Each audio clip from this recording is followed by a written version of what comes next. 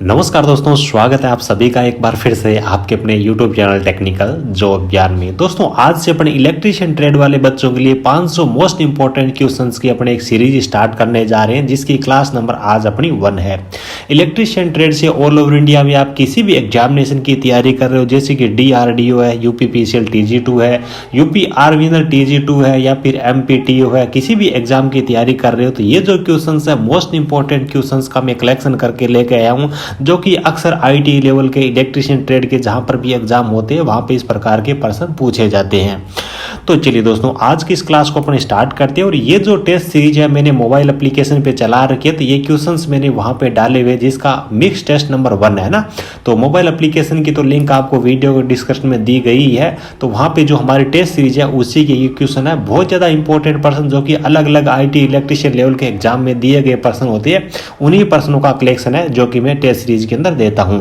तो आपके लिए आगामी आने वाले जो भी एग्जामिनेशन है आईटी लेवल के, उसमें बहुत ज्यादा इंपॉर्टेंट से क्वेश्चन रखने वाले हैं। तो आराम से सभी चीजों को आराम से समझने की कोशिश करना। चलिए दोस्तों प्रश्न नंबर 1 पे अपन चलते हैं। पहला जो प्रश्न है ये बोल रहा है, ओम के नियम का उपयोग करके इलेक्ट्रिकल इंजीनियरिंग के निम्नलिखित में से किस तत्व का विश्लेषण नहीं किया जा सकता है। तो तत्व का विश्लेषण नहीं किया जा सकता है, इसका मतलब ये है कि दोस्तों की ओम का जो नियम है, नीचे जो इन्होंने डिवाइसेस दे रखी है इनमें से किस पे लागू नहीं होता है, ये चीज आपको बतानी है। तो देखिए भी ओम का नियम कहां पे लागू नहीं होता है, ये चीज आप ध्यान में रखना कि जो आपकी यूनिलेटरल डिवाइसेस होती है जिसमें धारा का प्रवाह केवल एक ही दिशा में होता है, उनमें ओम का नियम लागू नहीं होता है। बाइलेटरल जो डिवाइसेस होती है जिनमें धारा का प्रवाह दोनों दिशाओं में होता है, उनमें ओम का नियम लागू होता है। तो जैसे कि आपका संधारित्र है, धारा का प्रवाह दोनों डायरेक्शन में पॉसिबल है। आपका ट्रांसफॉर्मर है, धारा का प्रवाह दोनों डायरेक्शन में पॉसिबल है। रेजिस्टेंस में धारा चाहे कोई सी भी साइड से दो, कोई भी प्रभाव नहीं पड़ने वाला है, तो इसमें भी धारा का प्रवाह है वो दोनों डायरेक्शन से पॉसिबल है। लेकिन ट्रांजिस्टर एक अर्धचालक युक्ति है जिसमें दो आपके टर्मिनल होते हैं, जैसे कि एक आपका एनोड होता है, दूसरा आपका कैथोड होता है। तो धारा का प्रवाह केवल और केवल एनोड से कैथोड की तरफ होता है। तो ओम का नियम ट्रांजिस्टर है इस पे लागू नहीं होता है। तो पहले का राइट आंसर है ये आपका सी होने वाला है, ट्रांजिस्टर। क्वेश्चन नंबर 2 देखिए, निम्नलिखित में से नाभिकीय ईंधन नहीं है, यानी कि न्यूक्लियर रिएक्टर के अंदर अपन कौन से ईंधन को काम में नहीं लेते हैं, तो ये चीज आपको बतानी है। तो देखिए भाई प्लूटोनियम है, यूरेनियम है और थोरियम है, ये तो आपके नाभिकीय ईंधन के रूप में न्यूक्लियर रिएक्टर में काम में लिए जाते हैं। लेकिन जो कैडमियम है, कैडमियम का उपयोग नाभिकीय रिएक्टर में किया तो जाता है लेकिन ईंधन के रूप में नहीं करते। इसका प्रयोग और उपयोग न्यूट्रॉन के अवशोषण के रूप में किया जाता है। तो इसका जो राइट आंसर है क्वेश्चन नंबर 2 का, ये आपका कैडमियम होने वाला है। आ जाइए क्वेश्चन नंबर 3 में क्या पूछा गया, यदि एसी की आवृत्ति 100 हर्ट्ज है तो एक एसी सिग्नल 2 सेकेंड में कितने चक्कर बनाएगा। देखिए भाई जितने भी टाइम के अंदर आपको चक्रों की संख्या पूछी गई हो, हर्ट्ज की जो संख्या दे रही हो उससे आपको मल्टीप्लाई कर देना है। जैसे कि आप 100 को 2 से मल्टीप्लाई करोगे तो 2 सेकेंड के अंदर ये 200 चक्कर है वो बनाएगी, है ना। तो इसका जो राइट आंसर है प्रश्न नंबर 3 का, ये आपका डी हो जाएगा 200। चलिए प्रश्न नंबर 4 यहाँ पे पूछा गया है, केसीएल के अनुसार निम्न में से कौन सा शून्य होना चाहिए। केसीएल का मतलब है किरचॉफ करंट लॉ, इसके अनुसार शून्य कौन सा होना चाहिए। तो ए में दिया है बंद लूप में धाराओं का बीजगणितीय योग। तो बंद लूप में धाराओं का बीजगणितीय योग शून्य नहीं होना चाहिए, वरना पावर है वो कहीं पे कंज्यूम ही नहीं होगी, पावर का कोई सर्किट के अंदर मतलब ही नहीं होगा। बी में दिया है बंद लूप में घात का बीजीय योग, ये भी नहीं होगा। जंक्शन में प्रवेश करने और छोड़ने वाली धाराओं का बीजगणितीय योग है, ये बराबर होना चाहिए, ये शून्य होना चाहिए। यानी कि कोई भी जंक्शन है आपका, ये कोई जंक्शन है, इसमें धाराएं वो 3 डायरेक्शन से आ रही है, तो इस जंक्शन पे धाराओं का बीजगणितीय योग है ना, ये शून्य होना चाहिए। मान लीजिए कि इधर कोई धारा I1 जा रही है और इधर से कोई धारा है ये I2 इसकी तरफ आ रही है, ठीक है। और इसी हिसाब से धारा आपकी I3 है, ये भी बाहर की तरफ जा रही है। तो जंक्शन की तरफ आने वाली धारा जैसे कि आपकी I2 हो गई, ठीक है। I2 बराबर हो जाएगी बाहर जाने वाली धारा I1 प्लस I3। और जब अपन इनका बीजगणितीय योग करेंगे यानी कि I2 माइनस I1 और उसके बाद में अपन इस प्लस को भी इधर ले लेंगे तो ये अपना I3 हो जाएगा। तो ये जो चीज़ें हैं वो बराबर हो जाएगी और यहाँ पे आपका शून्य हो जाएगा। तो जंक्शन में प्रवेश करने और छोड़ने वाली धाराओं का बीजगणितीय योग शून्य होना चाहिए, ये केसीएल का नियम बोलता है। चलिए प्रश्न नंबर 5 पे आ जाइए। 2 ओम रजिस्टर में वोल्टेज की गणना करनी है आपको, जहाँ पे V बराबर 10 वोल्टेज दिया हुआ है, यानी कि यहाँ पे जो वोल्टेज की वैल्यू है ये आपकी 10 वोल्टेज है, और यहाँ पे इसके अक्रॉस में आपको वोल्टेज आपको ज्ञात करना है। तो देखिए भाई यहाँ पे आपको वोल्टेज की वैल्यू अगर ज्ञात करनी है तो V बराबर I इंटू R होता है, यानी कि आपको धारा और रजिस्टेंस दोनों की वैल्यू चाहिए। ठीक है, धारा और रेजिस्टेंस दोनों की वैल्यू चाहिए। तो रेजिस्टेंस यहाँ पे 2 दिया हुआ है, तो करंट की वैल्यू आपको फाइंड आउट करनी पड़ेगी। अब देखिए ये सीरीज सर्किट है, तो इसमें करंट कितना होगा, करंट I बराबर V अपॉन R होता है आपका, है ना, I बराबर V अपॉन R होता है। तो वोल्टेज की वैल्यू अपने को दे रखी है, 10 दे रखी है, और इस पूरे सर्किट का रेजिस्टेंस कितना होगा, देखिए 2 और 1 3 और 2 5 है ना, तो 5 हो गया। तो इसका मतलब इसमें प्रवाहित होने वाली जो धारा है वो 2 एम्पियर है। अब पूरे सर्किट में से समान धारा सीरीज में प्रवाहित हो रही, तो 2 ओम का जो रेजिस्टेंस है इसमें भी धारा है वो 2 एम्पियर प्रवाहित होगी। तो 2 इंटू 2 है ना, यानी कि इसमें जो वोल्टेज का मान होगा वो 4 वोल्टेज हो जाएगा। तो इसका जो राइट आंसर है 5 नंबर का ये हो जाएगा आपका 4 वोल्टेज, है ना। इक्वेशन है वो थोड़े कम कर लेंगे, लेकिन सभी चीज़ों को आराम से और थोड़ा सा विस्तार से समझेंगे, ताकि समझी हुई चीज़ें कुछ दिनों तक आपको याद रहे। देखिए ठीक है, प्रश्न नंबर 6 देखिए, किसका सिंबल है, ये सिंबल आपको बताना है। देखिए भी बेस 1 है, बेस 2 है, और ये आपका अमीटर है। इस प्रकार के टर्मिनल कौन सी डिवाइस के अंदर होते हैं, तो वो तो होते हैं आपके यूजेटी के अंदर। ठीक है, अब देखिए ये पी चैनल है या एन चैनल है, ये किससे पता चलता है, ये पता चलता है आपको इस एरो के निशान से।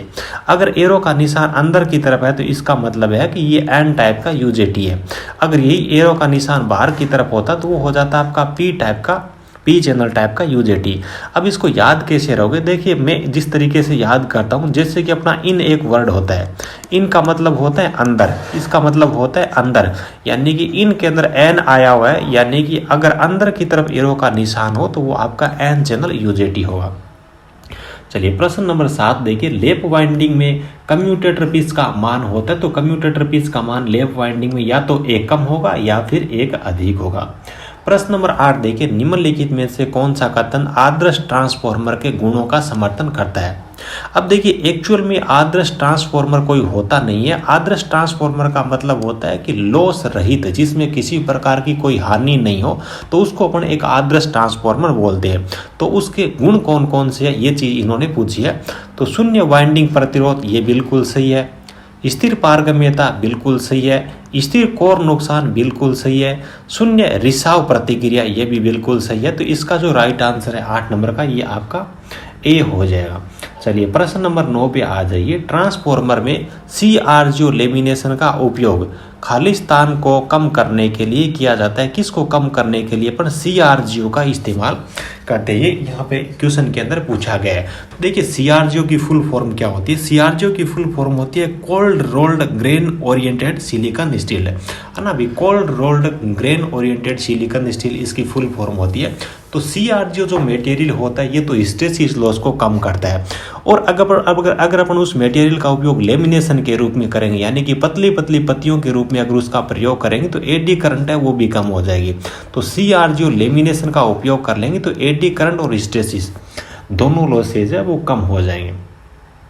चलिए प्रश्न नंबर 10 पे आप आ जाइए, एक 20 kVA 2200/220 voltage 50 hertz single phase transformer के निम्न पैरामीटर इन्होंने दे रखे हैं, यानी कि हाई वोल्टेज साइड का रेजिस्टेंस है वो 2.4 वोल्टेज है, रिएक्टेंस 7 वोल्टेज है, लो वोल्टेज साइड वाइंडिंग है उसका रेजिस्टेंस 0.03 है, और रिएक्टेंस इसका 0.07 वोल्टेज है। तो सेकेंडरी को संदर्भित प्राथमिक प्रतिक्रिया आपको ज्ञात करनी है, यानी कि इन्होंने पूछा है primary reactance refer to secondary. क्या पूछा है, प्राइमरी रिएक्टेंस, प्रतिक्रिया का यहाँ पे मतलब है रिएक्टेंस, तो primary reactance refer to secondary, ये चीज इन्होंने पूछी है। अब देखिए प्राइमरी रिएक्टेंस सेकेंडरी की तरफ रेफर करने के बाद में कितना होगा, ये चीज इन्होंने पूछी है। तो इसका एक फॉर्मूला होता है, यानी कि जो प्राइमरी साइड का रिएक्टेंस है X1 इंटू उसके बाद में आपका N2 अपॉन N1 और इसकी पावर 2, ये इसका फॉर्मूला होता है। अब देखिए N2 अपॉन N1 कहाँ से आएगा, किसी भी ट्रांसफॉर्मर में N2 अपॉन N1 का जो रेशियो होता है, N2 अपॉन N1 का जो रेशियो होता है जो रेशियो होता है हमेशा V2/V1 के रेशियो के बराबर होता है। तो यहाँ पे जो V2 और V1 की जो वैल्यू दे रखी है अपनी N2 और N1 के रूप में अपन काम में ले लेंगे।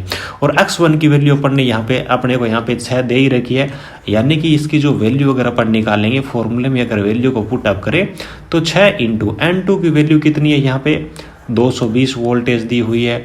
N1 की वैल्यू कितनी है यहाँ पे 2200 दे रखी है, क्योंकि वोल्टेज है वही अपना N1 और N2 है, इसकी पावर 2 आप कर दीजिए। इसका जब सॉल्यूशन करोगे तो इसका जो आंसर है 0.06 ओम आ जाएगा। तो इसका जो राइट आंसर होगा 10 नंबर का ये आपका बी हो जाएगा। ठीक है, अब आ जाइए प्रश्न नंबर 11 पे। मशीन टूल के लिए किस डीसी मोटर का उपयोग किया जाता है? मशीन टूल के लिए किस डीसी मोटर का उपयोग करेंगे?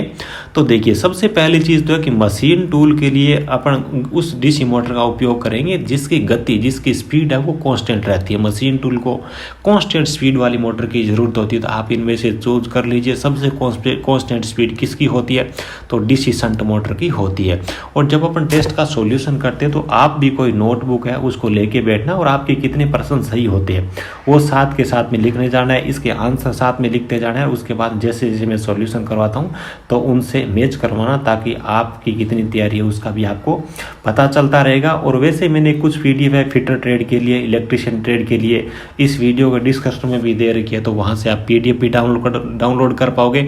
और मोबाइल एप्लीकेशन जो हमारा टेक्निकल जॉब ज्ञान के नाम से, तो उसकी भी लिंक आपको इस वीडियो के डिस्क्रिप्शन में मिल जाएगी। तो वहाँ से एप्लीकेशन को जरूर डाउनलोड कर लीजिएगा। वहाँ पे आपको टेस्ट सीरीज है, हैंड रिटन नोट्स है, वीडियो कोर्सेज वगैरह सभी चीज़ें मिलेगी। इलेक्ट्रिशियन ट्रेड के लिए हर संडे को जो टेक्निकल का एक बिल्कुल फ्री में 25 नंबर का टेस्ट होता है, तो ये सब चीज़ें आप जरूर अटेंड किया करें। लिंक आप वीडियो को डिस्क्रिप्शन में चेकआउट कर लीजिएगा। 12 नंबर प्रश्न है, 2 डीसी जनरेटर को समांतर में जोड़ते समय निम्नलिखित में से कौन सी केवल वांछनीय स्थिति है? वांछनीय स्थिति का मतलब ये होता है कि अगर उस चीज़ का अपन पालन करेंगे तो अच्छा है, नहीं करेंगे तो दिक्कत बहुत ज़्यादा नहीं होने वाली। ये वांछनीय का मतलब होता है, यानी कि कंपल्सरी नहीं है। तो समान वोल्टेज रेटिंग होना जनरेटर के लिए कोई ज़रूरी नहीं है। समान प्रतिशत वोल्टेज नियमन कोई ज़रूरी नहीं है। प्राइम मूवर्स का समान प्रतिशत गति विनियमन ये जरूरी नहीं। ये तीनों ही शर्तें जरूरी नहीं है, कंपलसरी नहीं है, लेकिन ये तीनों ही शर्तें अगर पूरी करेगा तो दो जो जनरेटर होगी समांतर में जुड़े बराबर लोड को शेयर करेंगे। अदरवाइज ये शर्तें पूरी नहीं करेंगे फिर भी जनरेटर वो समांतर में चलेंगे, कोई दिक्कत नहीं है। तो इसका जो राइट आंसर होगा 12 नंबर का ये आपका 4 होगा, डी होगा। 13 नंबर प्रश्न पे आप आ जाइए। दिए गए रेक्टिफायर कॉन्फ़िगरेशन के लिए प्रत्येक डायोड द्वारा अनुभव किया गया PIV क्या है? PIV का मतलब होता है दोस्तों peak inverse voltage. Peak inverse voltage होता है अब जब दो यानी कि दोनों साइड में जब दो डायोड अगर समांतर क्रम में जुड़े हो तो जो पिक इनवर्स वोल्टेज होता है प्रत्येक डायोड पे जो अप्लाई किया गया वोल्टेज होता है ना उसकी मैक्सिमम वैल्यू क्या होती है वही होगा। देखिए यहाँ पे 4 डायोड है जो कि इन्होंने समांतर में इन्होंने जोड़ रखे, तो इनका जो पिक इनवर्स वोल्टेज होगा PIV प्रत्येक डायोड पे अप्लाई किए गए वोल्टेज की मैक्सिमम वैल्यू होगी, यानी कि VM होगा। मान लीजिए कि 100 वोल्टेज की सप्लाई इन्होंने अप्लाई कर रखी है तो प्रत्येक डायोड पे पिक इनवर्स वोल्टेज है उसका मान भी 100 वोल्टेज होने वाला है। चलिए प्रश्न नंबर 14 पे आप आ जाइए। दिया गया डायोड दिष्टकारी परिपथ का है, यानी कि ये जो डायोड दिष्टकारी परिपथ है ये किसका है इन्होंने पूछा है। तो यहाँ पे देखिए ऑप्शन नंबर 1 में जब आप आओगे 3 phase half wave common cathode, B में है 3 phase half wave common anode, C में है 3 phase full wave common cathode और डी में है 3 phase full wave common anode. तो देखिए फेज तो 3 है, यहाँ पे इन्होंने सप्लाई है वो 3 फेज की दे रखी है, तो ये तो चीज़ सही है। उसके बाद में हाफ वेव और फुल वेव ये चीज़ आपको चेक करनी है। तो डायोड यहाँ पे जुड़े हुए जितने भी वो केवल एक ही डायरेक्शन के अंदर जुड़े हुए हैं, ठीक है। इसलिए AC के एक साइकिल होगा उसी के अंदर ये चालन करेंगे, दूसरे साइकिल में ये चालन नहीं करने वाले हैं। तो इसका मतलब है कि ये आपका दिष्टकारी है, ये हाफ वेव है, ठीक है। और उसके बाद में बात आती है कि ये कॉमन एनोड है या फिर कॉमन कैथोड है। तो देखिए इनका जो ये वाला सिरा है ना इन्होंने यहाँ से कॉमन ले रखा है। तो देखिए एनोड जो अपना डायोड होता है उसका इधर वाला सिरा हमेशा एनोड होता है, इधर वाला जिसमें बार लगी हुई हो वो सिरा अपना हमेशा कैथोड होता है। तो एनोड को इन्होंने कॉमन ले रखा है, तो 3 phase half wave common anode इसका राइट आंसर हो जाएगा बी। चलिए प्रश्न नंबर 15 पे आप आइए। सही कथन आपको चुनना है। मोसफेट यानी कि metal oxide semiconductor field effect transistor एक अनियंत्रित उपकरण है, वोल्टेज नियंत्रित उपकरण है, धारा नियंत्रित उपकरण है या फिर तापमान नियंत्रित उपकरण है, इनमें से आपको बताना है। तो मोसफेट हमेशा वोल्टेज नियंत्रित उपकरण है। वोल्टेज नियंत्रित उपकरण के मोसफेट के अंदर देखिए 3 टर्मिनल होते हैं, एक आपका गेट होता है, एक सोर्स होता है और एक इसके अंदर ड्रेन होता है। तो देखिए गेट और सोर्स के बीच में जिस वोल्टेज को अपन अप्लाई करते हैं उसको VGS बोला जाता है, ठीक है। VGS वोल्टेज का मान कम और ज़्यादा करेंगे ना तो सोर्स से ड्रेन की तरफ प्रवाहित होने वाली जो धारा है वो कंट्रोल हो जाएगी। इसलिए मोसफेट हमेशा वोल्टेज कंट्रोल डिवाइस है और जो वोल्टेज जिसको कंट्रोल किया जाता है उसको बोला जाता है VGS यानी कि गेट सोर्स वोल्टेज। 16 नंबर प्रश्न पे आप आ जाइए। एक शेयरिंग ब्रिज का उपयोग के लिए किया जाता है, यानी कि शेयरिंग ब्रिज का उपयोग अपन किसके लिए करते हैं ये इन्होंने पूछा है। तो संधारित्र का परीक्षण करने के लिए करते हैं, वो भी लो वोल्टेज पे अपन कैपेसिटर का परीक्षण करना हो नहीं, उसके लिए अपन शेयरिंग ब्रिज का उपयोग करेंगे। प्रश्न नंबर 17 पे आप आ जाइए। थर्मल पावर प्लांट के निम्नलिखित में से कौन सा भाग अधिकतम ऊर्जा हानि का कारण बनता है, यानी कि जो अपना थर्मल पावर प्लांट होता है ना उनके कौन से पार्ट में सबसे अधिक ऊर्जा की हानि होती है। तो देखिए अल्टरनेटर है, राख एवं असंचित कार्बन है, बॉयलर है और उसके बाद में कंडेंसर है। तो इसका जो राइट आंसर होगा वो कंडेंसर होगा। कंडेंसर को हिंदी में क्या बोलते हैं, हिंदी में इसको संघनित्र बोलते हैं, यानी कि थर्मल पावर प्लांट का जो संघनित्र होता है उसमें सबसे ज़्यादा एनर्जी होती है वो वेस्ट होती है। और कितनी होती है, टोटल ऊर्जा का 54% भाग है वो कंडेंसर के अंदर ही वेस्ट हो जाता है। और कंडेंसर का काम क्या होता है, अल्टरनेटर जब इलेक्ट्रिसिटी जनरेट कर देता है उसके बाद में जो स्टीम बनती है ना उसको संघनित करने का काम करता है ये अपना कंडेंसर, ये अपना जो संघनित्र होता है ये काम करता है ना। इसके अंदर क्या होता है, जो स्टीम होती है उसको पाइप के अंदर भेजा जाता है और बाहर से पानी चलाया जाता है जो कि इस पाइप के चारों ओर होता है। तो जो स्टीम होती है वो फिर से पानी के अंदर बदल जाती है और उसके बाद में उसको गर्म करके अपन फिर से थर्मल पावर प्लांट के बॉयलर के अंदर भेज देती है। तो लगभग 54% ऊर्जा की हानि होती है वो कंडेंसर के अंदर ही हो जाती है। प्रश्न नंबर 18 देखिए। एक इलेक्ट्रोमैकेनिकल ऊर्जा रूपांतरण उपकरण वह है जो परिवर्तित करता है। इलेक्ट्रोमैकेनिकल क्या करेगा, इलेक्ट्रिकल एनर्जी को मैकेनिकल में और मैकेनिकल को इलेक्ट्रिकल में भी चेंज कर देगा। तो 18 नंबर का राइट आंसर सी हो जाएगा। उसके बाद मटेरियल के बारे में पूछा भी, जो रेती होती है, रेती का अपन जो मटेरियल होता है वो कौन सा काम में रहती है, रेती किस मटेरियल की बनी होती है, तो हाई कार्बन स्टील की रेती बनी होती है। चलिए प्रश्न नंबर 20 पे आ जाइए। कोर स्टेपिंग को कोर में लागू किया जाता है, यानी कि कोर स्टेपिंग को कोर में क्यों उपयोग में लिए लेते हैं, तो यांत्रिक शक्ति प्रदान करने के लिए, यानी कि उसको मजबूती प्रदान करने के लिए कोर स्टेपिंग का उपयोग करते हैं। प्रश्न नंबर 21 में आ जाइए। ट्रांसफॉर्मर के संबंध में यहाँ दिए गए कौन से कथन सही है। तो देखिए भाई, पहला जो ऑप्शन है अधिकतम वोल्टेज विनियमन लीडिंग पीए पर होता है, यानी कि अधिकतम वोल्टेज विनियम लीडिंग पावर फैक्टर पे होता है, तो ये चीज़ तो गलत है। लीडिंग पावर फैक्टर पे वोल्टेज रेगुलेशन होगा ना वो हमेशा ऋणात्मक होगा, जैसे कि इन्होंने यहाँ पे बता रखा है पॉइंट नंबर 4 के अंदर है ना। और देखिए वोल्टेज रेगुलेशन एक ट्रांसफार्मर का लीडिंग पावर फैक्टर पर ऋणात्मक होता है, तो लीडिंग पावर फैक्टर पे तो ऋणात्मक होगा, अधिकतम नहीं होगा, इसलिए पहला गलत हो जाएगा। दूसरा, अधिकतम वोल्टेज विनियमन तब होता है जब लोड पावर फैक्टर कोण और लोड प्रतिबाधा कोण बराबर होंगे या समान होंगे, तो ये इसका राइट आंसर है। और उसके बाद में 3 नंबर देखिए, वी आर शून्य पीए पर हमेशा शून्य होता है, तो हमेशा शून्य हो ये कोई ज़रूरी नहीं है। और डी है ये अपना 4 नंबर शर्त है, ये भी सही है, यानी कि इन्होंने यहाँ पे जो चीज़ें दे रखी है उनमें से 2 नंबर और 4 नंबर दोनों चीज़ें सही है, तो इसका राइट आंसर है वो आपका बी हो जाएगा। ध्यान रखना, voltage regulation leading power factor पे हमेशा ऋणात्मक होता है, ये काफ़ी बार एग्जाम के अंदर आता है। प्रश्न नंबर 22 देखिए। बयान जो इस बात का समर्थन करते हैं कि ऑटो ट्रांसफार्मर फायदेमंद है, यानी कि ऑटो ट्रांसफार्मर का फायदा क्या है 2 वाइंडिंग वाले ट्रांसफार्मर की तुलना में, वो इन्होंने पूछा है। कंडक्टर का वजन कम हो जाता है, हाँ बिल्कुल सही है, कंडक्टर की लागत और वजन कम हो जाएगा। ओमिक नुकसान कम हो जाता है, यह भी बिल्कुल सही है, रेजिस्टेंस कम हो जाएगा तो ओमिक नुकसान भी कम हो जाएगा। लीकेज प्रतिक्रिया कम हो जाएगी, यह भी बिल्कुल सही है। लोअर शॉर्ट सर्किट करंट है, ये गलत है, क्योंकि ऑटो ट्रांसफार्मर में शॉर्ट सर्किट करंट का मान 2 वाइंडिंग ट्रांसफार्मर की तुलना में अधिक होता है। तो 1, 2 और 3 इसके राइट आंसर हो जाएंगे। चलिए उसके बाद में प्रश्न नंबर 23 पे आ जाइए। स्टेटर डायरेक्ट एक्सिस और क्वाड्रेचर एक्सिस के बीच का कोण कितना होता है? तो स्टेटर डायरेक्ट एक्सिस और क्वाड्रेचर एक्सिस के बीच कोण हमेशा 90 डिग्री का होता है। प्रश्न नंबर 24 पे आ जाइए। डीसी सर्किट में किसका उपयोग करके अपन शक्ति का मापन करते हैं, यानी कि पावर मेजरमेंट करने के लिए डीसी सर्किट में किसका उपयोग अपन कर सकते हैं? देखिए भाई, ओम मीटर है, ये तो रेजिस्टेंस मापने के लिए काम में लेते हैं। गैल्वेनोमीटर है, ये धारा उपलब्ध है या नहीं है उसका एक सूचक मीटर होता है। ओम मीटर है, ये भी नहीं होगा। वोल्ट मीटर, हाँ वोल्ट मीटर एक हो सकता है, लेकिन ओम मीटर नहीं होगा। एमीटर ये धारा को मेजर कर देगा, वोल्ट मीटर अपना वोल्टेज को मेजर कर देगा, यानी कि I/V करेंगे तो इसकी मदद से अपन पावर का मेजरमेंट कर सकते हैं। तो राइट आंसर इसका 24 नंबर का सी हो जाएगा।